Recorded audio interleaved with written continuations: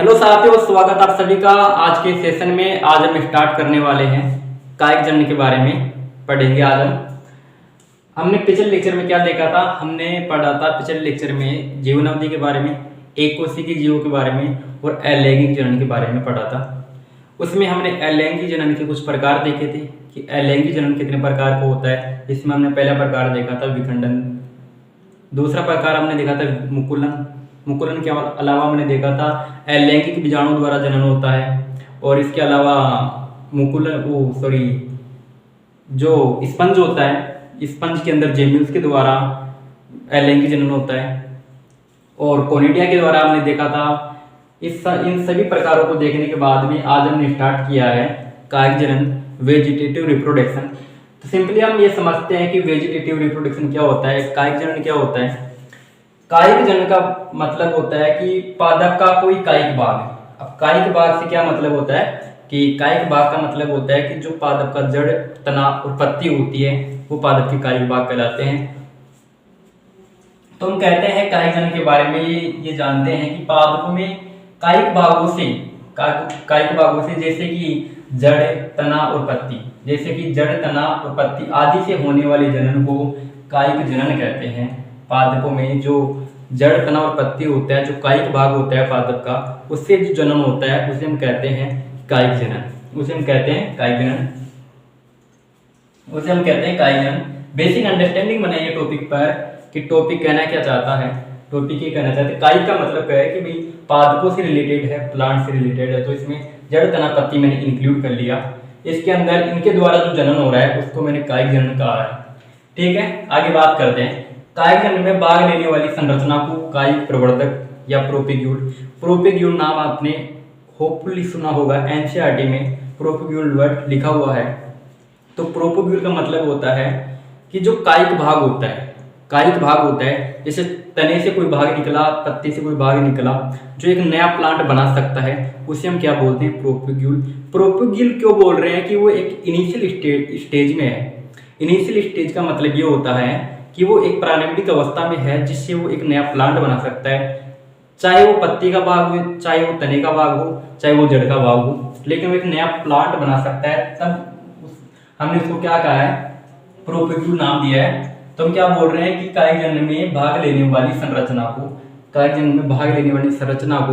तो संरचना क्या होती है? जो तने से जिसका निर्माण होता है, पत्ती से, या फिर जिसका निर्माण जड़ से होता है, वो होती है प्रोपेग्यूल। जो होती है प्रोपेग्यूल, जो किस में भाग लेती है? कायिक जनन में भाग लेती है।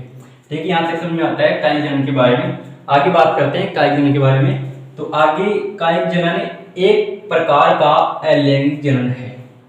अब हम ये क्यों कहते हैं कि कायिक जनन एक प्रकार का अलैंगिक जनन है? हमने कल ये पढ़ा था कि अलैंगिक जनन क्या होता है, अलैंगिक जनन के बारे में पढ़ा था, लेकिन वहां पर कहीं पर भी हमारे पास कायिक वर्ड या मैं बोले कायिक जनन नाम कहीं पर भी नहीं आया। लेकिन आज हम पढ़ रहे हैं कायिक जनन, उसमें ये लिखा हुआ है कि हम जो कायिक जनन होता है, कायिक जनन एक प्रकार का अलैंगिक जनन है, उसे अलैंगिक जनन भी कहा गया है।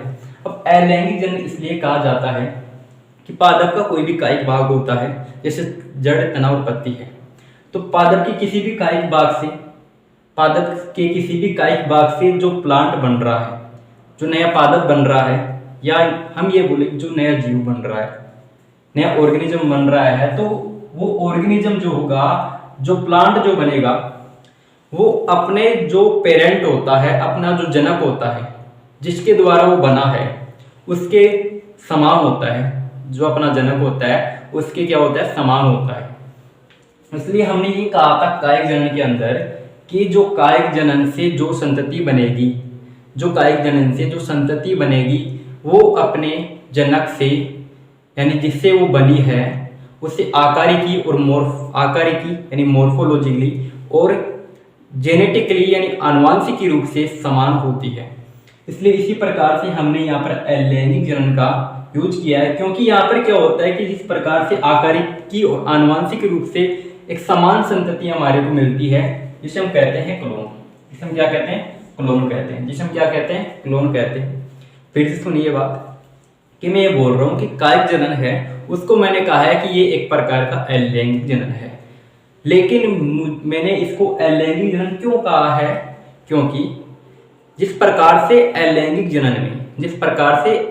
जनन में जो संतति बन रही थी वो आकारिक रूप से और आनुवंशिक रूप से अपने जनक के समान होती है, उसी प्रकार से कायिक जनन से जो संतति बन रही है तो वो संतति भी क्या होती है? आकारिक रूप से आनुवंशिक रूप से समान है। इसलिए हम उसको बोल रहे हैं कि एक प्रकार का अलैंगिक जनन है, जिसको हमने जो संतति उसकी बन रही है जिसको हमने क्या नाम दिया है? क्लोन नाम दिया है। तो क्लोन का मतलब आपको समझ में आना चाहिए कि क्लोन का मतलब ये होता है कि जो संतति अपने जनक से आकारिकी और मॉर्फोलॉजिकली आनुवंशिकी यानी जेनेटिकली समान होती है तो उसे हम क्लोन कहते हैं। ठीक है, इतनी बात समझ में आ जानी चाहिए। आगे बात करते हैं कि कायिक जनन कितने प्रकार का होता है। हमने बेसिक अंडरस्टैंडिंग बनाई है टॉपिक पर कि कायिक जनन क्या होता है, उसके बाद हम पढ़ रहे हैं कायिक जनन कितने प्रकार का होता है। कायिक जनन कितने प्रकार का होता है? तो मेनली कायिक जनन दो प्रकार का होता है, एक प्राकृतिक कायिक जनन होता है, एक कृत्रिम कायिक जनन होता है। अब ये समझ में आ जाता है कि प्राकृतिक कायिक जनन क्या होता है। जैसे कि हम बोलते हैं कि प्रकृति के द्वारा, जैसे हम ये एज्यूम करते हैं कि हमारे पास कोई भी लीफ है प्लांट की, उस लीफ के द्वारा एक नया प्लांट बनाया जा रहा है। वो लीफ के द्वारा क्या हो रहा है? एक नया प्लांट बनाया जा रहा है, तो हम ये बोलेंगे कि वो प्राकृतिक कायिक जनन है। लेकिन अगर हम यानी ह्यूमंस इसके अंदर कुछ चेंज कर दे, यानी आर्टिफिशियल तरीके से हम अपने तरीके से उस प्लांट के किसी बाग से एक नया प्लांट बनाने में, अगर नया प्लांट बनाने में सक्सेसफुल होते हैं या कामयाब होते हैं या बना पाते हैं, तो उसे हम कहते हैं कि कृत्रिम जनन या कृत्रिम कायिक जनन है। कृत्रिम कायिक जनन अगर खुद से बन रहा है, यानी किसने बनाया? खुद से मतलब नेचर ने बनाया, इसलिए बोला प्राकृतिक यानी नेचुरल, और आर्टिफिशियली यानी ह्यूमन ने बनाया, इसलिए उसको बोल रहे हैं कृत्रिम। ये बात समझ में आनी चाहिए। ठीक है, प्राकृतिक का मतलब समझ में आ गया, कृत्रिम का मतलब भी समझ में आ जाता है। आगे बात करते हैं कि प्राकृतिक जनन क्या होता है। अब ये समझना चाहिए कि प्राकृतिक जनन क्या होता है। प्राकृतिक जनन का मतलब हमें ये होता है कि प्रकृति नेचर के द्वारा किसी भी प्लांट के कायिक भाग के द्वारा जो जनन हो रहा है उसे हम कह रहे हैं कि ये प्राकृतिक जनन है। जैसे मैं बोलता हूँ कि जड़ के द्वारा क्या हो रहा है? रूट के द्वारा जनन हो रहा है। कौन सा जनन हो रहा है? कायिक जनन हो रहा है। तो मैंने कहा कुछ पादपों में जड़ कायिक भाग की तरह कार्य करती है। कुछ पादपों में जड़ जो होती है किसकी तरह कार्य करती है? कायिक भाग की तरह कार्य करती है। किसकी तरह कार्य करती है? कायिक भाग की तरह कार्य करती है। जैसे मैंने कहा था, लेप का एग्जाम्पल दिया था, उसी प्रकार से इसको भी समझिए कि कुछ रूट्स ऐसी होती है जो नया प्लांट बना सकती है। उसी प्रकार से मैं कह रहा हूँ कि कुछ पादपों में जड़ कायिक भाग की तरह कार्य करती है, यानी वो नया प्लांट बना सकती है। अगर वो नया प्लांट बना सकती है तो मैं बोल रहा हूँ कि उसके एग्जाम्पल क्या हो सकते हैं कि जैसे शीशम हुआ, शक्करकंद हुआ और एस्पेरेगस हुआ। क्या हो गया? एस्पेरेगस हुआ और शक्करकंद हुआ और शीशम हुआ, ये इसके एग्जाम्पल है। अब इस पर मैं ये बोलूंगा आपको कि ये शीशम, शक्करकंद, एस्पेरेगस, तो आप इनको क्या करेंगे? लर्न करेंगे। लर्न क्यों करेंगे? एग्जाम के लिए क्या है? इंपॉर्टेंट है, क्योंकि एग्जाम्पल पहुंच सकता है कि प्राकृतिक जनन में जो जड़ के द्वारा कायिक जनन होता है उसके एग्जाम्पल क्या है।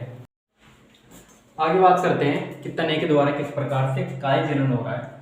कुछ पादपों में क्या होता है? कुछ पादपों में तना कायिक भाग की तरह कार्य करता है। कुछ पादपों में क्या होता है कि तना क्या करता है?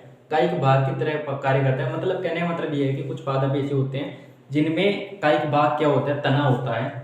जिनमें क्या होता है कि तने के कई प्रकार की हो सकते हैं या तना कई प्रकार से वृद्धि कर सकता है, तो उसके प्रकारों को हम यहाँ पर डिफाइन करते हैं। सबसे पहला प्रकार क्या होता है कि भूमिगत तना। कैसा तना? भूमिगत तना। भूमिगत तने का मतलब ये होता है कि ऐसा तना जो भूमि के अंदर वृद्धि कर रहा है, भूमि के अंदर ही क्या कर रहा है? वृद्धि कर रहा है। ऐसे तने को हम क्या कह रहे हैं? भूमिगत तना कह रहे हैं। आप इसका जो इस वर्ड से भी आप बेसिक अंडरस्टैंडिंग बना सकते हो कि ये शब्द क्या कहना चाहता है? भूमिगत, भूमि के अंदर। भूमिगत मतलब भूमि के अंदर जो तना वृद्धि कर रहा है उसे हम कह रहे हैं भूमिगत तना। ये समझता हूँ इसी को कि भूमिगत तना क्या होता है। भूमिगत तना भूमि में वृद्धि करता है। जैसे एग्जाम्पल के तौर पर समझिए कि कंद होता है, कंद का नाम सुनो, आलू, आलू का एग्जाम्पल दे रखा है मैंने आगे, आलू का एग्जाम्पल दे रखा है, जिसके अंदर क्या निकलती है, पर्व संधि निकलती है। किसमें निकलती है पर्व संधि, आलू के अंदर पर्व संधि निकलती है, जिसको बेसिकली हम क्या बोलते हैं, आंख बोलते हैं, आई बोलते हैं, आई बोलते हैं, आई बोलते हैं, उसको क्या बोलते हैं, आई बोलते हैं। यानी कंद होता है आलू, किसका प्रकार है, कंद का प्रकार है आलू। तो ये क्या करता है, भूमि के अंदर ही वृद्धि करता है, भूमि से बाहर थोड़ी ना वृद्धि करता है, भूमि के अंदर ही वृद्धि करता है। इसलिए हम क्या बोल रहे हैं, इसको भूमिगत तने बोल रहे हैं। क्या बोल रहे हैं, भूमिगत तना बोल रहे हैं। ठीक है, क्या निकलती है इसके अंदर, पर्व संधि निकलती है, पर्व संधि निकलती है, जिसे हम बेसिकली क्या बोलते हैं, आंख भी बोलते हैं। आगे बात करता हूँ प्रकंद की। प्रकंद यानी राइजोम। राइजोम का मतलब होता है इस प्रकार से निकली स्ट्रक्चर जो होती है उसे बोलते हैं राइजोम। क्या बोलते हैं इसको, राइजोम होती है। जिसे आपने देखा होगा केले के अंदर, देखा होगा आपने किस प्रकार से एक संरचना निकली हुई होती है। अब ये कई बार क्या होता है कि भूमि के बाहर भी वृद्धि करता है, भूमि के बाहर भी वृद्धि करता है। अब हम इसको अर्धवायु के अंदर भी रख सकते हैं, वायु के अंदर भी रख सकते हैं। ठीक है, यहाँ पर कि ये क्या होता है, इस प्रकार से एक संरचना बनाते हैं जिसे हम बोलते हैं राइजोम। क्या बोलते हैं, राइजोम। और अदरक में भी, जब अदरक को आप देखते हो, अदरक को आप देखते हो, अदरक में देखोगे आप, जब अदरक का प्लांट डेवलप होता है, प्लांट डेवलप होता है, तो इसी प्रकार से वो क्या बनाता है, एक संरचना बनाता है, इसी प्रकार से वो निकलता है। जिस प्रकार से जो ये बनाना होता है, जिस प्रकार से बनाना निकलता है, उसी प्रकार से ये अदरक का प्लांट उसी प्रकार से निकलता है। आगे बात करता हूँ शकरकंद। शकरकंद मतलब, शकरकंद बोल रहा है ये प्याज। प्याज आपने देखा है किस प्रकार से ग्रो कर रहा है, तो वो कैसी फॉर्म है, शकरकंद की फॉर्म में। कैसी फॉर्म में, शकरकंद की फॉर्म में क्या करता है, ग्रो करता है। तो मैं क्या बोल रहा हूँ कि ये कंद, प्रकंद और शकरकंद होता है, जो एक प्रकार की क्या होते हैं, भूमिगत तने होते हैं, जहाँ पर मैंने इसको बता दिया यहाँ पर। और यहाँ पर इसके जो एग्जाम्पल है ये इंपोर्टेंट है, यहाँ पर ये सभी एग्जाम्पल है जो इम्पोर्टेंट है। आगे बात करता हूँ अर्धवायवीय तना क्या होता है। अर्धवायु मतलब समझ सकते हो कि अर्ध यानी आधा, वायु यानी वायु में, जो ऐसा तना जो आधा कहाँ पर होता है, वायु में होता है। इस प्रकार इस तने का कुछ भाग भूमि में तथा कुछ भाग कहाँ पर होता है, भूमि के अंदर होता है। भूमि के बाहर होता है कुछ भाग होता है भूमि के अंदर। ठीक है, एग्जाम्पल के तौर पर देख रहा हूँ कि ऊपरी भूस्थली, जैसे धूप घास होती है, धूप घास देखिए, तो धूप घास देखिए अगर, तो ऊपरी भूस्थली को उधर है, कैसा एग्जाम्पल है वो, धूप घास कैसा एग्जाम्पल है, ऊपरी भूस्थली का, ऊपरी भूस्थली का एग्जाम्पल है। अंतर्भूस्थली पुदीना, अंतर्भूस्थली पुदीना होता है, और भूस्थली स्ट्रॉबेरी होता है, और भूस्थली का जलकुंभी होता है। इन सभी प्लांट्स के नाम, जलकुंभी, स्ट्रॉबेरी, धूप घास और पुदीना, इन सभी जो एग्जाम्पल है, इनके जो नाम है आप सर्च करके देख सकते हो। ये आपको अच्छी तरीके से समझ में आ जाएगा। अंतर्भूस्थली क्या होता है, भूस्थली क्या होता है, ऊपरी भूस्थली क्या होता है, और भूस्थली का क्या होता है, इसमें हम जलकुंभी को रख रहे हैं। ठीक है, अर्धवायवीय तने आधे कहाँ पर होता है, आधा कहाँ पर होता है, भूमि के बाहर होता है, आधा भूमि के अंदर होता है, इसलिए अर्धवायु बोल रहा हूँ मैं। आगे बात करता हूँ वायवीय की। किसकी बात कर रहा हूँ, वायवीय की बात कर रहा हूँ। ऐसे तने जो वायु में ही वृद्धि करेंगे, जैसे गन्ना। ठीक है, जैसे गन्ना, गन्ना देखिए, गन्ना। अब इसमें कुछ ऐसा समझाने लायक है नहीं, एक एग्जाम्पल है, सिंपली भूमिगत तो बोल रहा है, अर्धवायु बोल रहा है, वायु भी बोल रहा है, समझ में आ रहा है। ठीक है, आगे बात करते हैं पर्ण क्या होता है। पर्ण यानी पत्ती, लीफ। पर्ण को सिंपली बोल रहे हैं कि पर्ण है, पत्ती है, तो उससे क्या हो गया, एक कायिक भाग निकल रहा है, उसका जो कायिक भाग है वो एक नया प्लांट बना रहा है। वो क्या कर रहा है, एक नया प्लांट बना रहा है। पत्थर चट्टा सर्च करो, पत्थर चट्टा सर्च करोगे तब आपको समझ में आ जाएगा कि इसके अंदर कुछ कलिकाएं निकलती है। कलिकाएं कहाँ पर निकलती है, इसकी लीफ पर, इसकी लीफ पर निकलती है। इस प्रकार से होता है ये। अब इसकी लीफ पर इस प्रकार से क्या निकलती है, इस प्रकार से क्या निकलती है, इस प्रकार से ये क्या अपस्थानिक कलिकाएं होती है। ये क्या होती है, अपस्थानिक कलिकाएं होती है, जो आगे जा करके क्या बना लेती है, एक नया प्लांट बना लेती है। क्या बना लेती है, एक नया प्लांट बना लेती है। इस प्लांट की स्ट्रक्चर पर मत जाना है ना, ठीक है। मैं बोल रहा हूँ कि क्या कर लेती है, नया प्लांट बना लेती है, अपस्थानिक कलिका इसके अंदर प्रेजेंट होती है। ये अपस्थानिक कलिका क्या करती है, आगे जाकर के एक नया प्लांट बना लेती है। अब पत्थर चट्टा मैंने एक एग्जांपल दिया है, दूसरा एग्जांपल मैं यहाँ पर लिख सकता हूँ बोगनवेलिया। बोगनवेलिया, बोगनवेलिया, बोगनवेलिया आपको आपके आसपास में मिल जाएगा आसानी से। अगर अभी भी आप नहीं जान पाए हो बोगनवेलिया क्या होता है, तो जब आप इसको देखोगे तब आप जान जाओगे कि बोगनवेलिया ये होता है। तो ठीक है, आगे मैं क्या बात कर रहा हूँ, मैंने आगे यहाँ पर बात की, परण की बात कर ली, इसमें मैंने पत्थर चट्टा और अपस्थानिक कलिका है।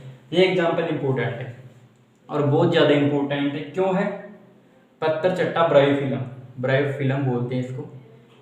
एनसीईआरटी ने लिखा है पत्थर चट्टा और लिखा है ब्रायोफिलम, अपस्थानिक कलिका भी लिखा है। तो समझ सकते हो कि ये एग्जाम्पल इसलिए इंपॉर्टेंट है क्योंकि एनसीईआरटी मेंशन, इससे डायरेक्ट क्वेश्चन बन सकता है 1 नंबर का। तो इसका नाम आप ध्यान रखेंगे पत्थर चट्टा अपस्थानिक कलिका, या इसको बोल रहे हैं हम क्या बोल सकते हैं, पत्थर चट्टा के अलावा ब्रायोफिलम बोल सकते हैं, जो क्या है एक कायिक भाग है किसका, पर्ण का। मतलब कायिक जन्म कर रहा है, किससे हो रहा है इसका जन्म, पर्ण से हो रहा है, पत्ती से हो रहा है। आगे बात करता हूँ पत्ते प्रकंद, अगेव होता है। अगेव में क्या होता है कि पुष्पकलिका। अब ऐसा नहीं हो सकता कि आप में से कुछ स्टूडेंट ये बोले कि हम क्या नहीं जानते, पुष्पकलिका नहीं जानते। तो अगर पुष्पकलिका नहीं जानते तो एक काम कीजिए, आप किसी पुष्प को जब आप देखते हैं, यानी जहां से वो क्या हो रहा है, विकसित हो रहा है, जहां से वो खिल रहा है, अगर पुष्प खिलता है तो वहां पर क्या होता है कि जहां से वो खिला है तो उसे बोलते हैं, जिस कलिका से वो लगा हुआ है उसे बोलते हैं पुष्पकलिका, उसे क्या बोलते हैं, पुष्पकलिका बोलते हैं। तो उस पुष्पकलिका में क्या होता है कि कायजन्म होता है। अब वो कैसे होता है, अगेव में होता है कि उसके अंदर से पत्र प्रकलिका है, मतलब एंसेटन का है पत्र प्रकलिका। पत्र प्रकलिका मतलब है कि उसी प्रकार से, जिस प्रकार से मैंने यहाँ पर अपस्थानिक कलिकाएं निकाली थी, उसी प्रकार से उसके अंदर पुष्पकलिका के अंदर क्या होती है, ऐसे कायिक भाग होते हैं जो क्या होते हैं कि बाद में क्या होता है, बाद में क्या होता है कि वो उस पुष्प से अलग हो जाता है और पुष्प से अलग होकर के वो एक नया प्लांट बना लेता है, वो नया प्लांट बना लेता है। तो मैंने यहाँ पर क्या समझाया आपको, मैंने कायिक जनन समझाया। मैंने क्या समझाया, कायिक जनन क्या होता है, इसके प्रकार क्या क्या होते हैं, कौन कौन से प्रकार होते हैं, इन सभी चीज़ों को मैंने इस लेक्चर में कंप्लीट किया है। अब मैं क्या पढ़ने वाला हूँ, अब मैं एक पढ़ने वाला हूँ यहाँ पर भूस्तायिका, जलकुंभी पढ़ूंगा मैं यहाँ पर, एक तो जलकुंभी पढ़ूंगा और पत्थर चट्टे की यानी ब्रायोफिलम के बारे में एक बार फिर से आपको मैं बता देता हूँ कि एनसीईआरटी मेंशन है ब्रायोफिलम, तो आप इसको जरूर से जरूर याद करके रखें इस एग्जाम्पल को। ये बहुत ज्यादा इंपॉर्टेंट है, एग्जाम के पॉइंट ऑफ व्यू से ये डायरेक्ट क्वेश्चन आ सकता है। तो मैं क्या बात कर रहा हूँ, मैं भूस्तायिका की बात करूंगा, भूस्तायिका यानी जलकुंभी की बात करूंगा। तो बात करते हैं किसकी, जलकुंभी की।